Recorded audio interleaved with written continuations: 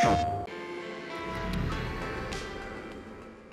morning, guys. Good morning. Good morning. Good morning. It's so nice to be here in the futuristic vision of Prey. Do you like my apartment?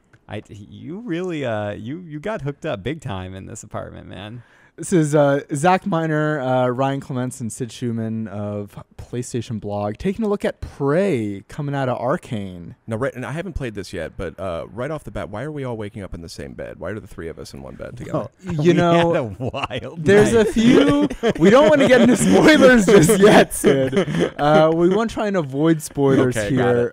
So this is footage. Ryan and I got a chance to play through the first hour of the game, actually, and so this is all footage from that first hour.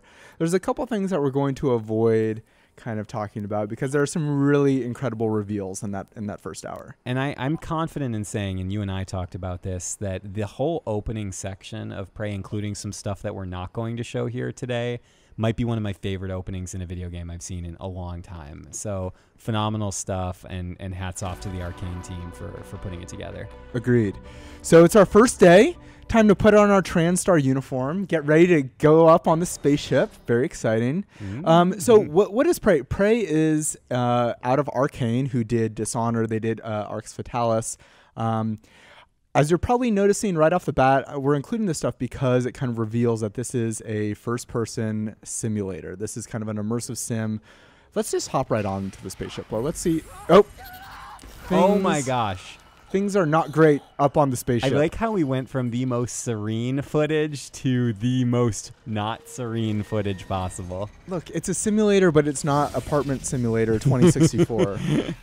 This is a game where things have gone wrong. Yes. And we need to figure out what's going on. Gone very, very, very, very wrong. So let me just, I've not seen this. I'm sort of the resident dummy on this one. I am the biggest fan in the world of sort of the shock games. So I actually would consider System Shock 2 to be my favorite game of all time. BioShock high on the list. So without having seen a ton of this game, it's giving me that vibe big time. And absolutely. As it should. I mean, it absolutely has that emergent, player-driven choice style of gameplay that, you know, you're going to actually kind of see here represented in this weapon that we're seeing right now, which is the glue cannon, where it essentially allows you to build platforms, immobilize enemies, do a lot of different stuff, and hey, you don't even have to pick it up if you don't want to. I mean, there's essentially so many different ways to work your way through this very, very much damaged and very, I don't want to use the word derelict, but it is a damaged, something's gone south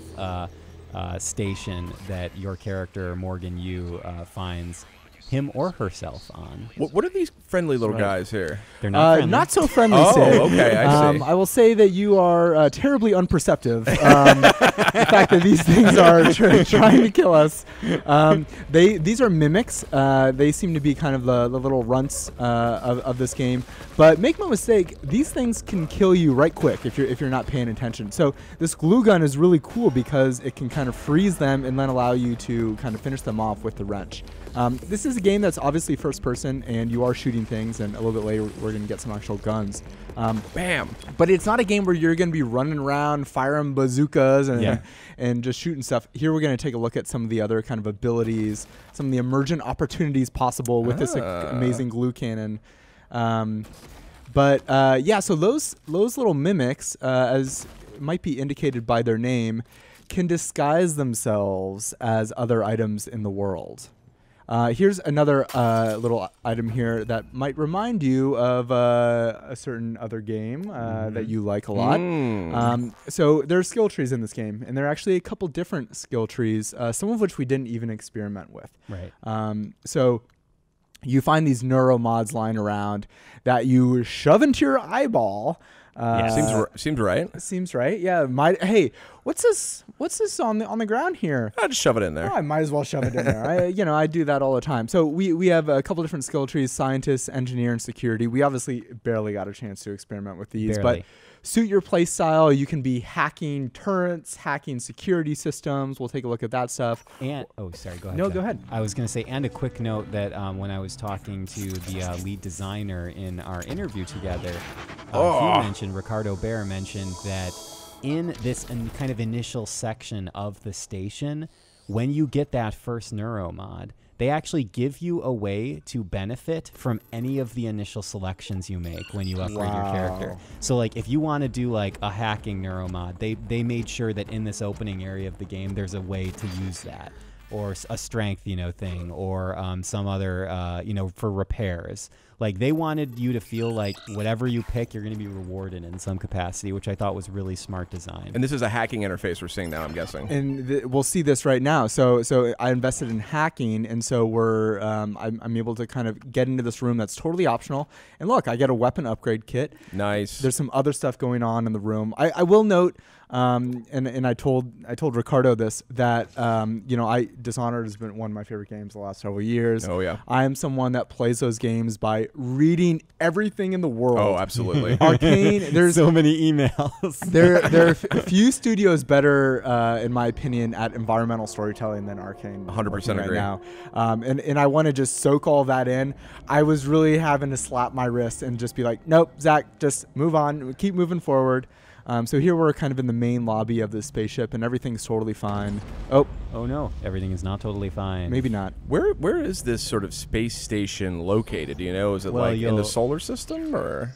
It is in outer space. Okay, Yes, it's in outer space. And if you look out the window here, you might see that there is potentially some recognizable celestial objects. Oh, Indeed.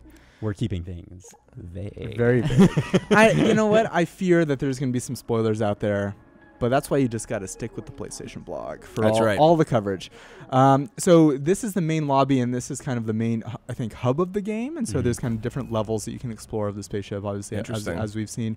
Here's another example of just some of the completely optional environmental storytelling. Ryan, I don't even know if you went into this room. I know what you're doing here, but I unfortunately did not read all this stuff. But yeah, it's awesome that it's basically a small museum showing the progress of the space station and kind of its development, and the development of the company that facilitated it. So just really awesome stuff.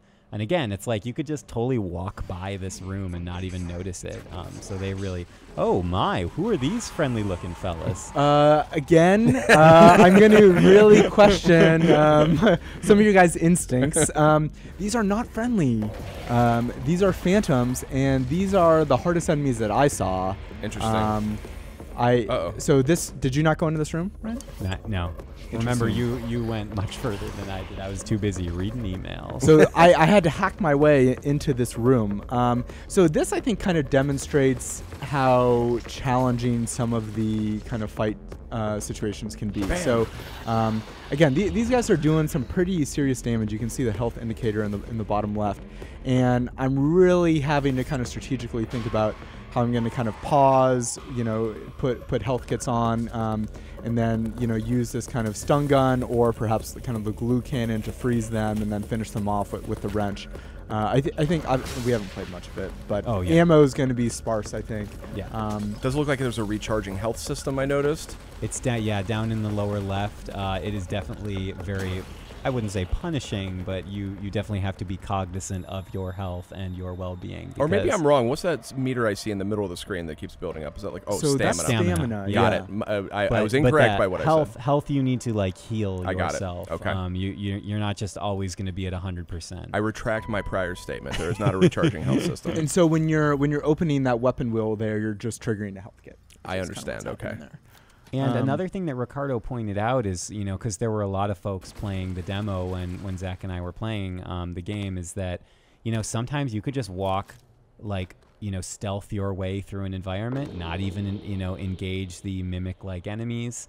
Like right here, you see that they're kind of creating their own platforms and just kind of working their way around the environment. I mean, it's really interesting how the levels are laid out. And a little detection meter there above the mimic that was kind of flying off here. So we're getting close to the end here, but Ryan and I, we just scratched the surface. I wanted to just show a little bit more of kind of what is in this game. So this is your office. This is Morgan's office. This inventory could be ripped straight out of System Shock 2. Right, and look, straight out of it. You can upgrade it, obviously, right? You can expand it. So I think the office is going to kind of be your home base. And so there's recycling of materials where you're breaking material, you're breaking objects in the world down into different components. So there's reasons to pick up all this stuff in the world. Like, what am I going to do with this coffee cup? I'm going to throw it across the room, but I could have recycled it. Really? And then on the other side, you'll see that there's a fabricator. So there's a crafting system in this game. So you're going to be finding, I think, blueprints and upgrades throughout the game. And obviously, you're not going to find most of them, and it's really going to kind of require exploration. And a quick point as we're watching this amazing footage and kind of closing up shop is that you do not need to have experience with the original, with Prey's predecessor. This is unrelated. You can go right into this. It's kind of own unique story. It's a new science fiction story, by Arkane. So you can enjoy it kind of fresh. Gents, do we have any sense of the threat? These creatures we seem to be fighting. Do we know anything about what they are, or sort of where they factor in? It's an enormous threat, Sid. Yeah? Yes, I mean, I have all I know is that the space station is not in good shape, and the people on the space station are not in good alive. It is a threat not to be taken lightly. Okay, I understand. And just real quick before we go here, in addition to that skill tree that we saw earlier, we are aware that you get some access to alien powers later in the game. We didn't get a chance to really look at those or experiment with those. That was a little bit after. One last clip I wanted to show just for you, Sid. Oh. So there's a locked door. We need to find our way into the locked door. I bet, if we read some things around the room, maybe there's something. Just like in real life. I wonder what the access code to that door might be. This is kind of the first big one there. Oh, do those numbers look familiar? 0451. Now that is the first. That's the first code given out in System Shock 2. First code given out in System Shock 2. I believe it was in the first System Shock. Oh, was it? 451. It was in all of the Deus Ex games. It was in the Dishonored games. It actually made its way into Mafia 3. I didn't know that. And so that, in some ways, is, I kind of see that as like, you see that, you know what this game is, right? This is an indicator of like the systems that are present in this game, the genre of this game. It's like the Wilhelm or whatever that's Wilhelm's right. The scream from the Star Wars it's movies. It's a little identifying factor. So, any final thoughts, Ryan? No, that's it. I'm pumped, and it's coming out on May 5th. May 5th on PS4. It looks great. Arkane, a great studio. I'm totally sold on the subject matter. So thanks for the tour, guys. You're very welcome. Anytime. プレイステーション